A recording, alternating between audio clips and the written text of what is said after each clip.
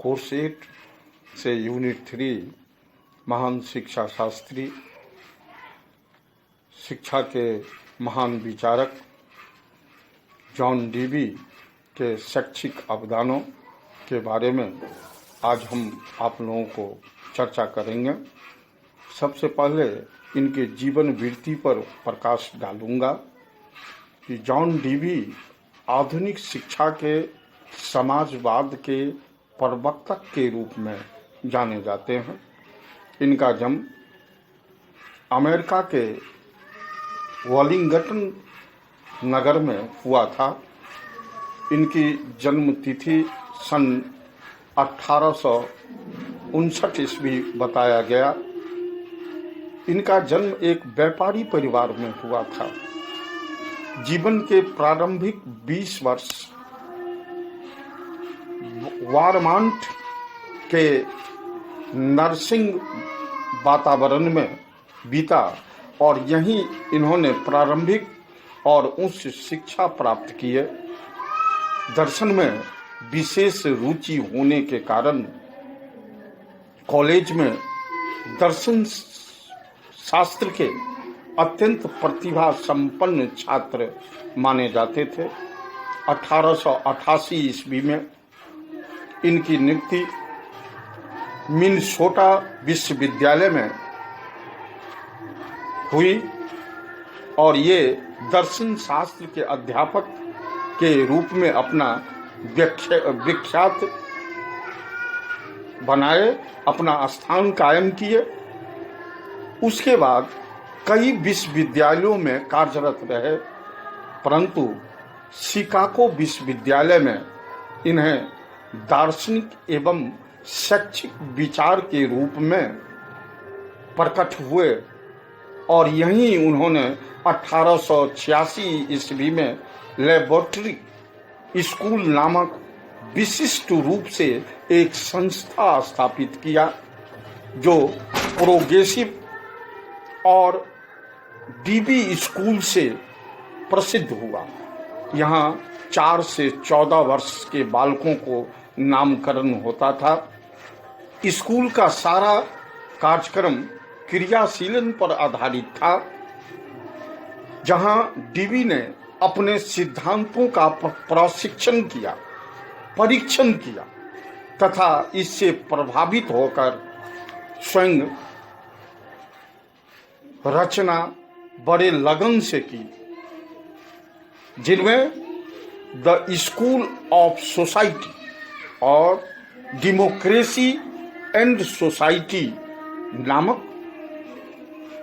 पुस्तकों का रचना कर विश्व प्रसिद्ध शिक्षा के क्षेत्र में इन्होंने विख्यात हुए।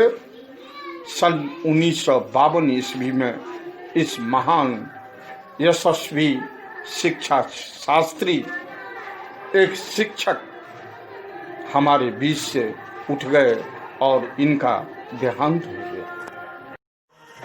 Educational idea. जॉन डीवी प्रयोजनवाद के समर्थक थे, अतः उनके अनुसार शिक्षा का अर्थ किसी अध्यात्म की खोज करना नहीं, बल्कि शाश्वत मूल्यों की पहचान है। उनका कहना था कि शिक्षा प्रयोग के द्वारा प्राप्त की जाती है और वह अधिक लाभदायक होता है। यही कारण था कि उन्होंने शिक्षा को प्रयोगात्मक रूप में एक नई दिशा दी। शिक्षा के अर्थ के संदर्भ में उन्होंने कहा कि शिक्षा अनुभवों के सतत पूर्ण निर्माण द्वारा जीवन की प्राप्ति एवं प्रक्रिया है।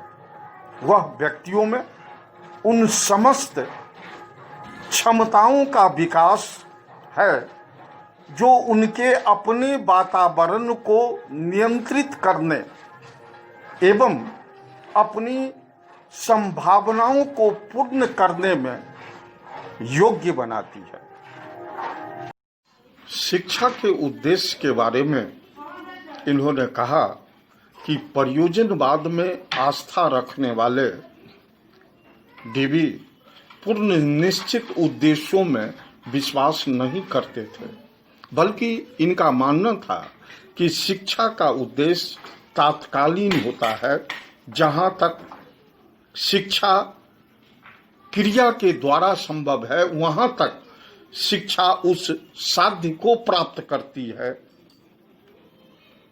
जिस संबंध में डीबी ने लिखा कि शिक्षा के उद्देश्य नहीं होते, उद्देश्य केवल व्यक्तियों, अभिभावकों एवं शिक्षकों आदि के होते हैं। यह उद्देश्य विभिन्न बालकों के लिए विभिन्न रूप में होते हैं। उनका मानना था कि शिक्षा का उद्देश्य बालक की आंतरिक क्रियाओं एवं आवश्यकताओं पर आधारित होनी चाहिए। उसके बाद उन्होंने शिक्षा के उद्देश्य को सामान्य एवं अंतिम न होकर विशिष्ट एवं तात्कालीन रूप में ज्यादा जोर दिया। इससे स्पष्ट होता है कि उन्होंने शिक्षा को, इसके उद्देश्य को जो है उन्होंने प्रयोगात्मक रूप से देखा और कहा कि प्रयोग के माध्यम से यदि हम शिक्षा की रूप लेते हैं या शिक्षा को अर्जन करते हैं तो वह ज्यादा स्थायुक्त होता है। जॉन डीबी का पाठ्यक्रम के संदर्भ में उनका कहना था कि पाठ्यक्रम के विषयों एवं क्रियाओं को बालक के अनुभवों, समस्याओं आदि से घनिष्ठ संबंध होना चाहिए।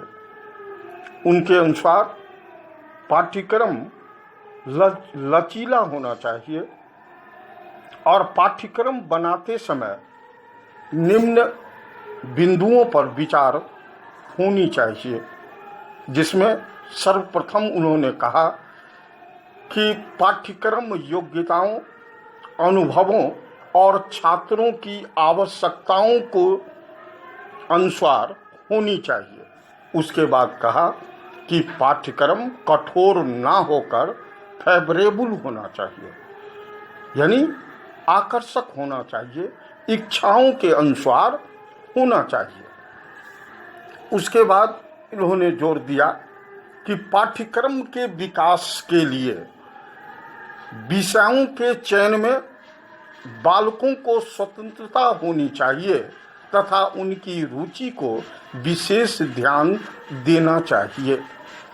पाठ्यक्रम में उन क्रियाओं का समावेश होना चाहिए जो बालक को अपने मूल्यों के निर्माण में सहायता प्रदान कर सके। उसके बाद उन्होंने कहा कि पाठ्यक्रम के विषय सैद्धांतिक ना होकर प्रायोगिक होनी चाहिए। पाठ्यक्रम में विषयों का वर्तमान जीवन, आर्थिक, सामाजिक, राजनीतिक एवं व्यावसायिक क्षेत्रों में संबंध होना चाहिए। जॉन डीबी ने शिक्षण विधि का व्यापक विरोध किया और उन्होंने ऐसे विधि पर जोर दिया जिसमें बालक आसानी से ज्ञान अर्जन कर सके। प्रयोजनवादी विचार रखते हुए इन्होंने कहा कि शिक्षण विधि ऐसा होनी चाहिए जिससे कि बच्चों को आसानी से वह ज्ञान अर्जन कर सके, जिसमें उन्होंने सर्वप्रथम क्रिया के द्वारा सीखना पर बल दिया। जो क्रिया के माध्यम से जो पाठ्य सामग्री को अर्जन किया जाता है, देखा जाता है या सीखा जाता है तो वह अत्यधिक कारगर सिद्ध होता है। उसके बाद उन्होंने अनुभव के द्वारा सीखने पर जोर दिया कि अनुभव ज्ञान का एक भंडार होता है अनुभव के माध्यम से यदि हम कोई कार्य या कोई सीख हम उत्पन्न करते हैं तो वह चिरस्थायी होता है। उसके बाद उन्होंने प्रयोग के द्वारा सीखने पर व्यापक तौर पर बल दिया। जो प्रयोग एक ऐसा माध्यम है जो ज्ञान को अस्थायित्व प्रदान करता है। उसके बाद उन्होंने खोज के द्वारा सीखने पर विशेष बल दिया कि खोज से मानसिक संतुलन को व्यापक बनाता है और इसकी तीव्र बुद्धि को जागृति करता है। खोज जिसके माध्यम से हम विद्या को सशक्त बना सकते हैं। उसके बाद उन्होंने अवलोकन के द्वारा सीखने पर विशेष जोर दिया, क्योंकि अवलोकन का एक माध्यम ऐसा है कि उन्होंने कहा कि अवलोकन दृष्टिकोण ही व्यापक है। यदि अवलोकन को ध्यान में रखकर पाठ्य सामग्री को तैयार किया जाए तो वह भी एक चिरस्थायी बन सकता है। इस प्रकार हम देखते हैं कि जॉन डीवी आज उस नवीन विचारों और प्रवृत्तियों के माध्यम से एक नवीन शिक्षा, प्रगतिशील शिक्षा, क्रियात्मक विद्यालय, क्रिया प्रधान पाठ्यक्रम एवं संगठित इकाई को देखने में, सशक्त बनाने में इन्होंने मार्ग प्रशस्त किया है। ये सब डीवी के ही विचारों की देन है। उन्होंने अपनी क्रांतिकारी विचारों से शिक्षा प्राप्ति के प्राचीन अवधारणाओं को समाप्त कर शिक्षा को आधुनिक जीवन की वास्तविकताओं के वातावरण में व्यवस्थित रूप से प्रदान किया है, जो कि एक चिर अविस्मरणीय रूप में देखा जा सकेगा।